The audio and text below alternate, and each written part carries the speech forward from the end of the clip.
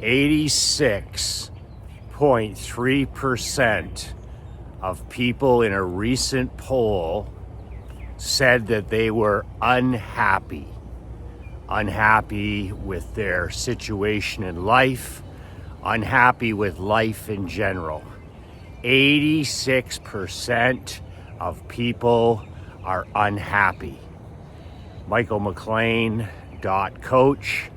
I am a former professional hockey coach, amateur championship coach, team owner, turned 8-figure entrepreneur.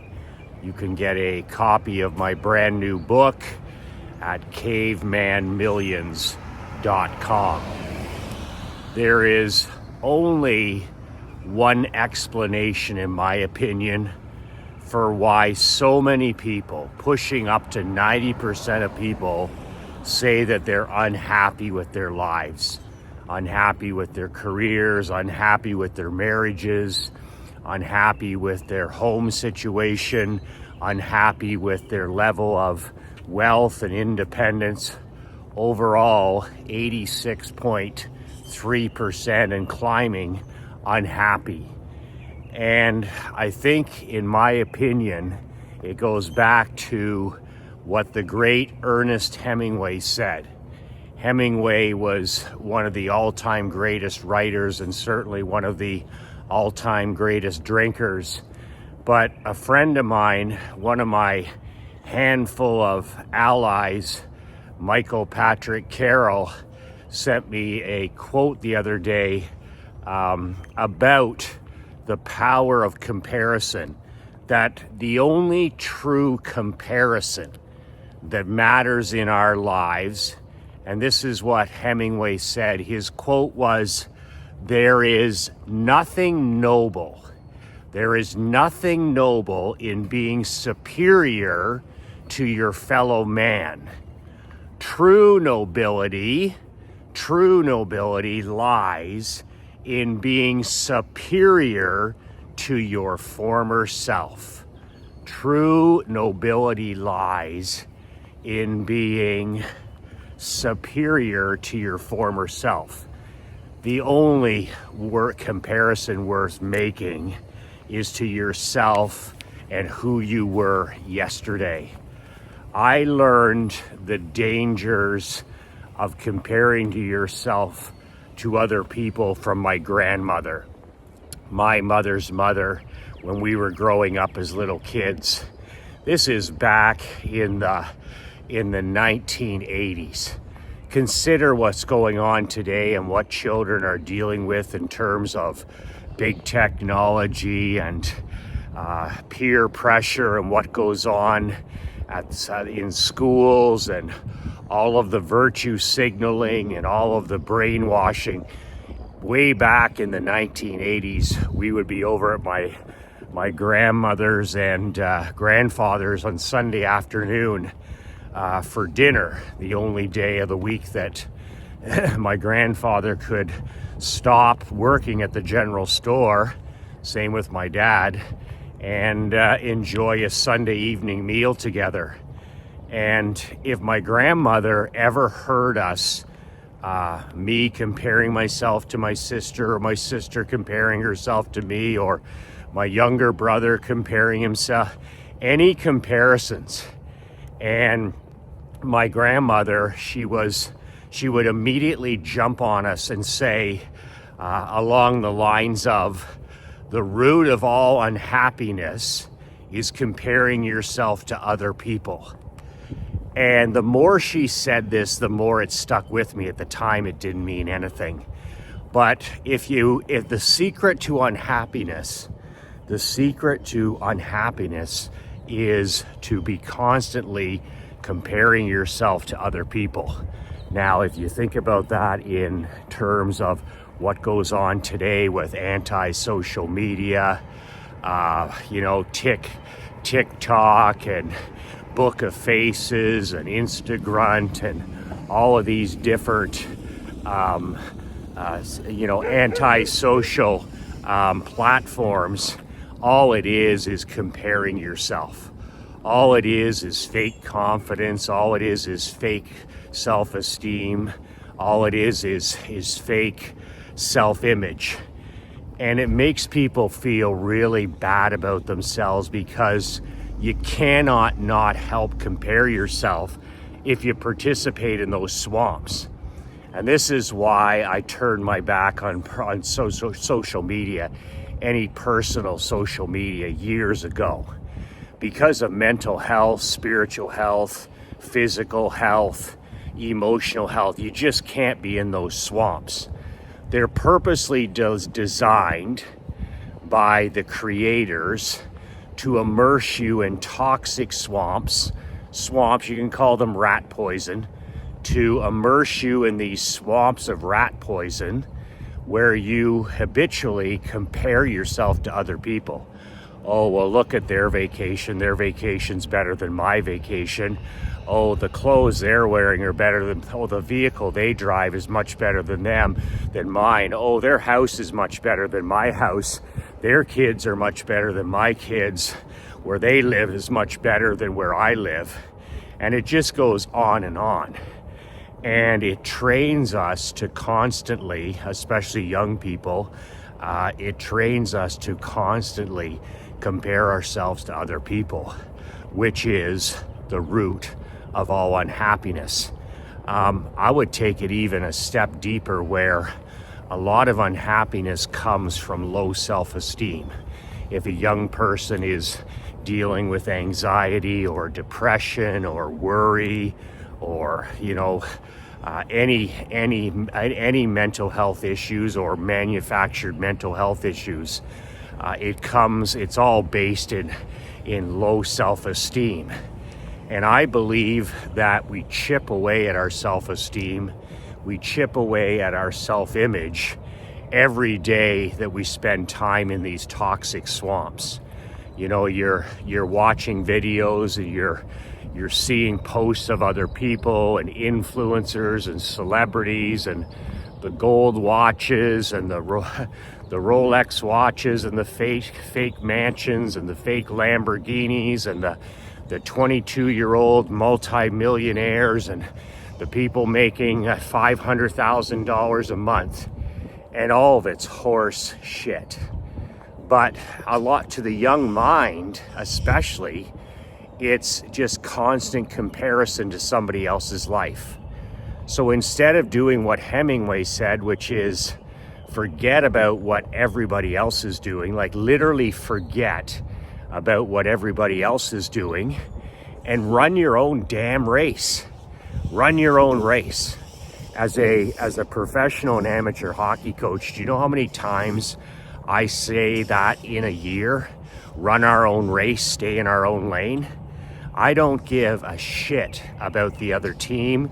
We'll pre-scout a team. We'll learn their tendencies as a coaching staff.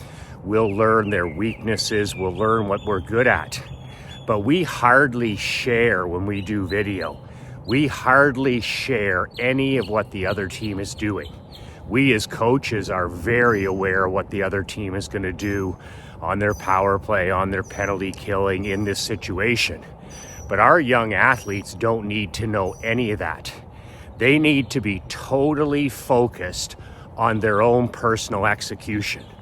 There's 2 or 3 things that each athlete in our locker room has to execute personally to give us the best chance to win. And if all 21 men execute their 2 to 3 things, then and only then do we have a chance to win. So they need to compare themselves to nobody, and they need to focus on the execution of a handful of things that they need to do. That's my experience working with athletes age 16 to 21. If you give them information about the other team, about other players, about other stars on the other team, mentally and emotionally, they cannot handle it. And this is something I've learned through 19 years, 20 years of coaching hockey athletes and also in the game of tennis. As soon as the athlete takes their eyes off of that number one thing, which is focusing on what they're doing, then all of a sudden their own personal performance starts to deteriorate. So that's just another example of what comparing yourself to other people leads, especially young people, to doing. You as a small business owner and entrepreneur like myself, the second we start comparing ourselves to, anybody and anybody else, competitors in our niche, rock stars on social media, anybody other than ourselves, then that's when we run into all kinds of problems. I remember, and it's always stuck with me, 30 years ago, I went to Tony Robbins' Mastery in Kona, Hawaii. This was one of the times that I was at the crossroads in my life where I had to make a decision. Okay, what am I going to be doing here? Am I going to be in the hockey business? Am I going to be in the family insurance business? What am I going to be doing? And interestingly enough, I went there for 15 days. And the number one thing after 15 days of listening to Tony Robbins, Michael Jordan, Robin Williams, all these amazing coaches and teachers and leaders, was when Robbins talked about personal happiness. And it wasn't, 30 years ago, happiness wasn't the industry that it is today. Like now it's all, you deserve to be happy, you deserve to be happy. It's a happiness industry, right? If you're not happy, take these pills. If you're not happy, get a therapist. If you're not happy, leave your husband. If you're not happy, do this, do that. When Robbins turned it on its head and he said, if you truly want to be happy, focus on personal improvement or personal growth. That's it.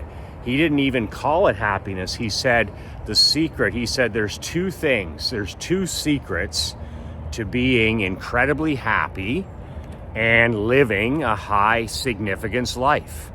And those two things were not focusing on happiness at all. You're not waking up in the morning and saying, today I want to be happy. Number one was CANI, what he called CANI, C-A-N-I. I have it on my golf shirts, embroidered on the sleeves of my golf shirts. CANI, constant and never-ending improvement. CANI, constant and never-ending improvement.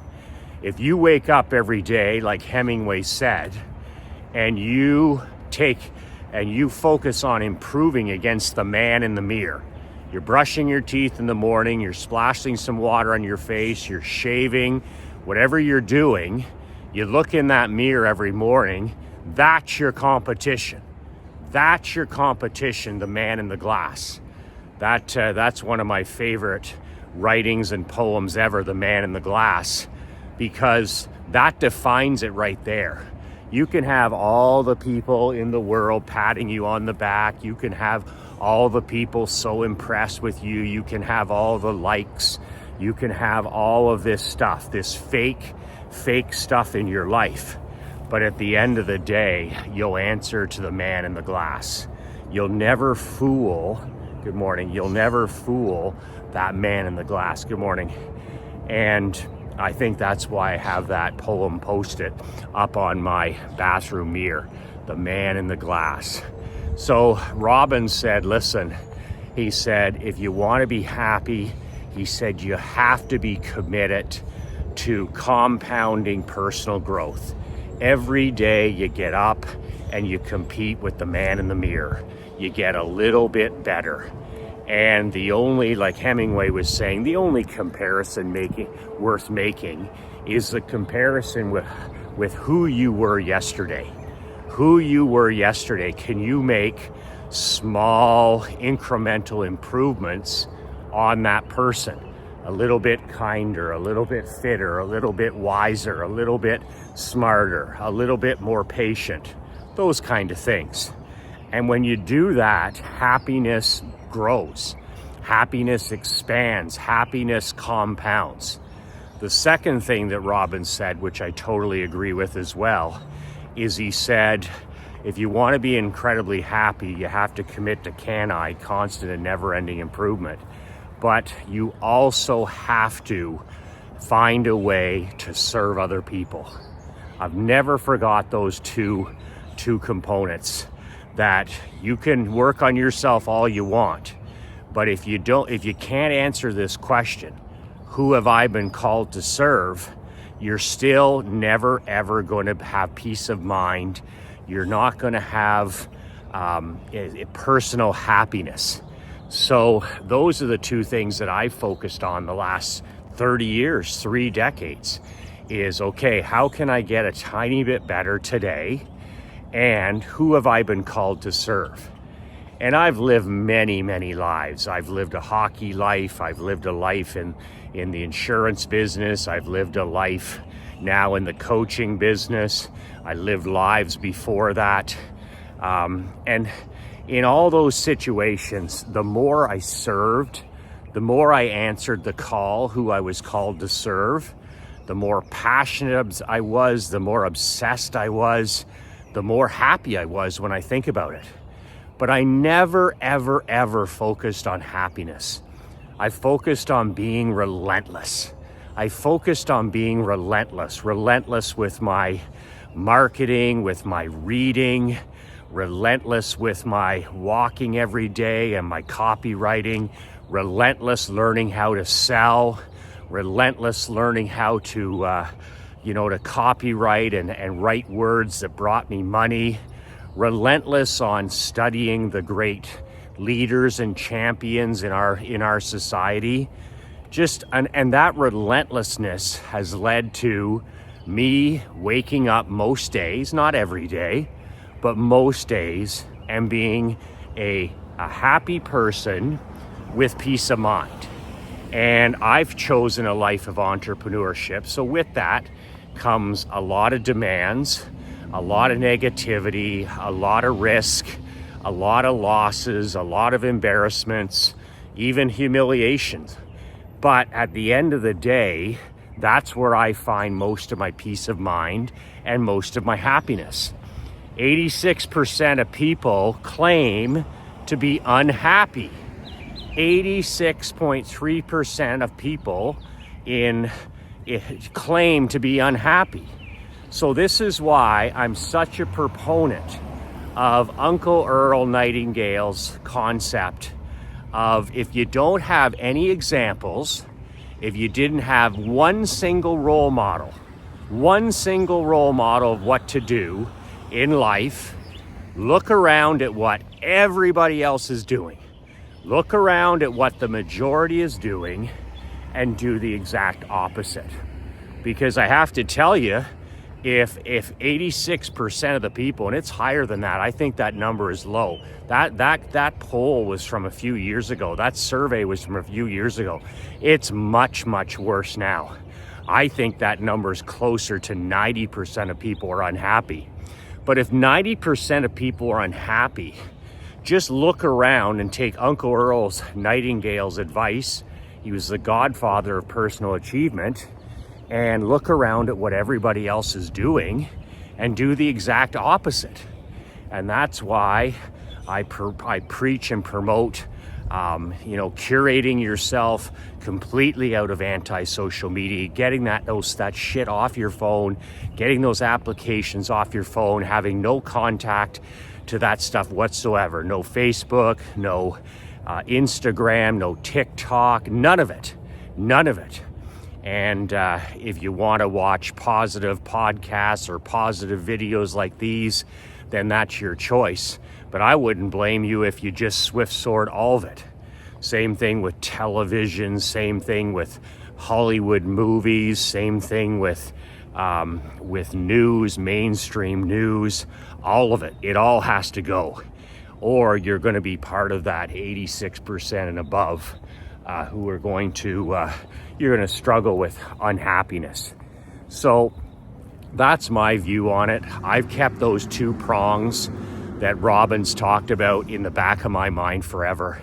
When I've gone days and sometimes weeks and even months where I'm just not myself, I don't have any peace of mind, I'm discouraged or I'm frustrated, any of those situations, and I've had many of those as an entrepreneur, as a husband, as a father, I stop myself and I take inventory. And I literally take a yellow pad, a legal pad, or my journal, and I go sit on the end of the dock, or I go sit out at the pool, or I get in my car and go sit down by the river, just in total solitude. No cell phone, no distractions, no books, none of that stuff. And I sit down and I answer this question, okay? Am I, number one, am I comparing myself to other people? And once I get a handle on that, okay, all of a sudden I've been, following this person or reading this person's book. And yes, I am comparing myself to other people. And then I stop doing that immediately.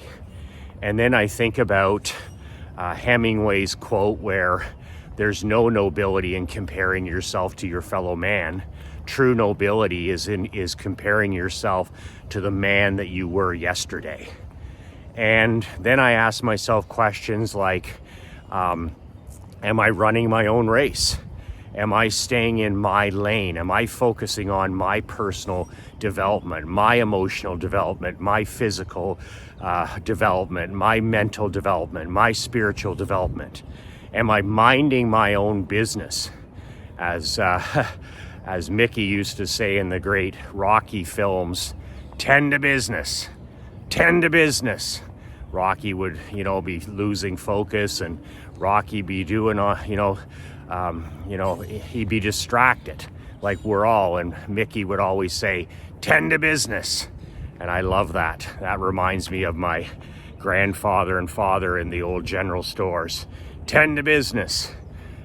Just focusing on your work. So with all the distractions and all the noise in today's world, I think it's more important that we want to say no to almost everything. No to anti-social media, no to fake politics, no to the news, no to TV, no to these garbage movies, garbage music.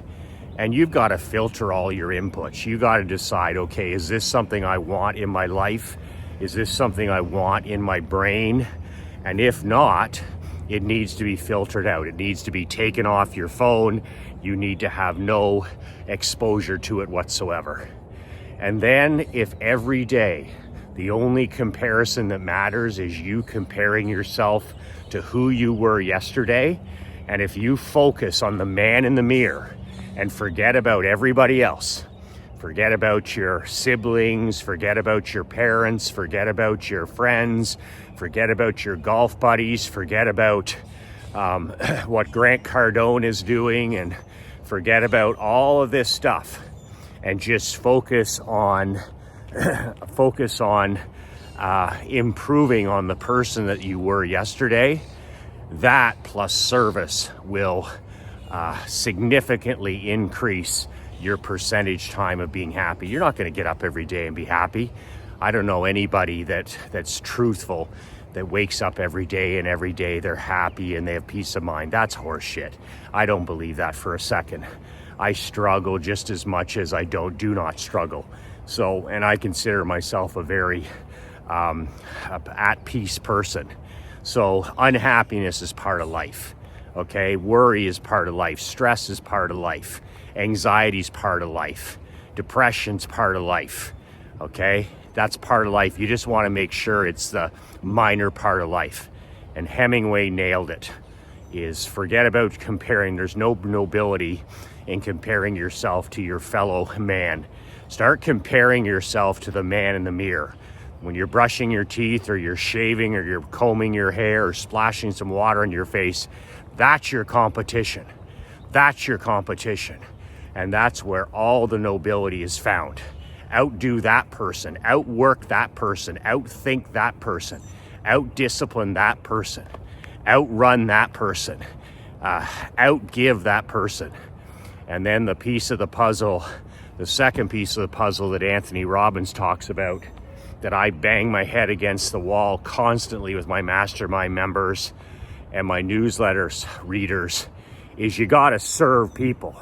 In today's world, people are so into their own situation.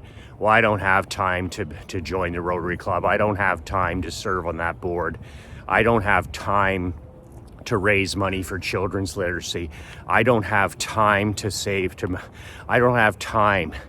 You know, we've got a family to run. Well, you know, 30 years ago, 25 years ago, everybody they still had 3 kids. They had more kids. They had 4 or 5 kids, and they still had time to serve other people.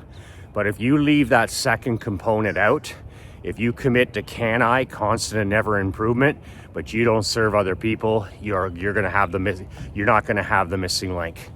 You know, a life of service equals a life of significance. A life of significance leads to what? A legacy where people remember you after you're gone. Your family, your grandchildren, your great-grandchildren.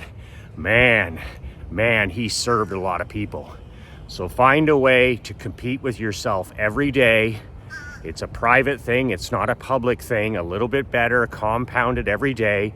There's no such thing as 1% better. Anybody that talks like that hasn't ever achieved jack shit. 1% better.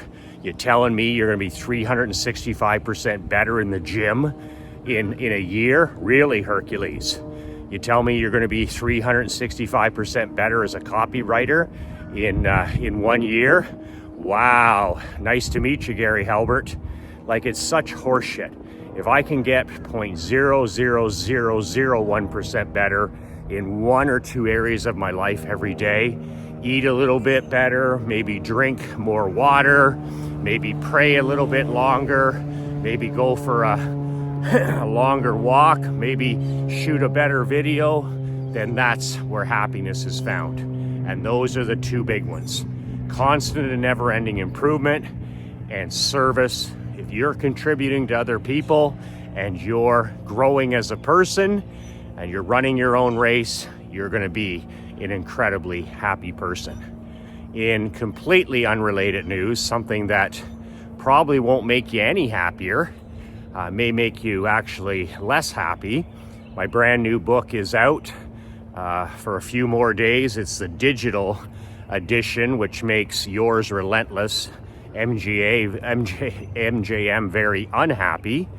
I'm going to make this into a physical book sooner than later and price it at over $1,000. So anyway, you can get a digital copy, and it's pay what you want. It's you can pay anywhere from $1 to $99, and you can instantly download it. It's a brick. This new book is called The Caveman Millions Email Playbook, and that's exactly what it is.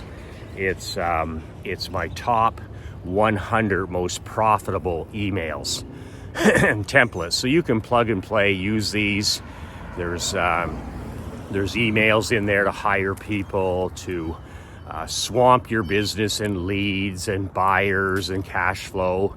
There's Christmas emails, Thanksgiving emails, Super Bowl emails, fundraising emails, lemonade stand emails, relationship building emails, ticket giveaway emails, free pizza emails.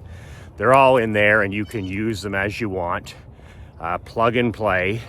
And like I said, pay whatever you want. I don't care. It's a digital book. I don't have a lot of money in this. I have a lot of time in it, Marc Andre's time.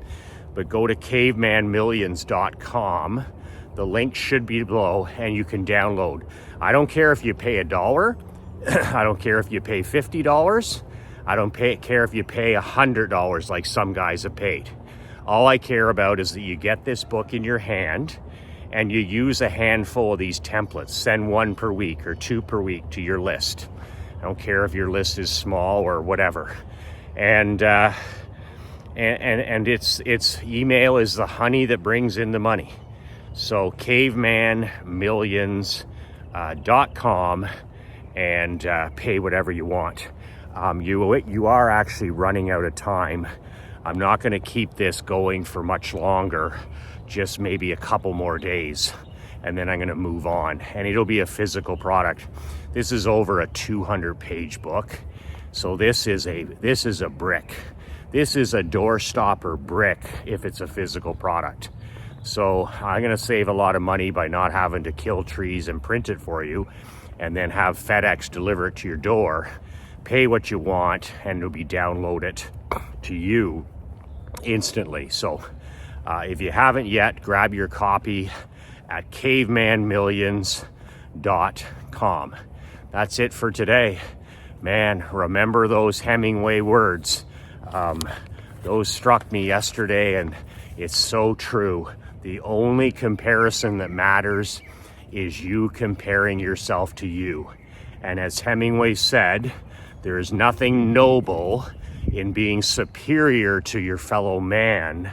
True nobility lies in being superior to your former self. Boom. 2 words that change my life, 2 words that can change yours. Be relentless.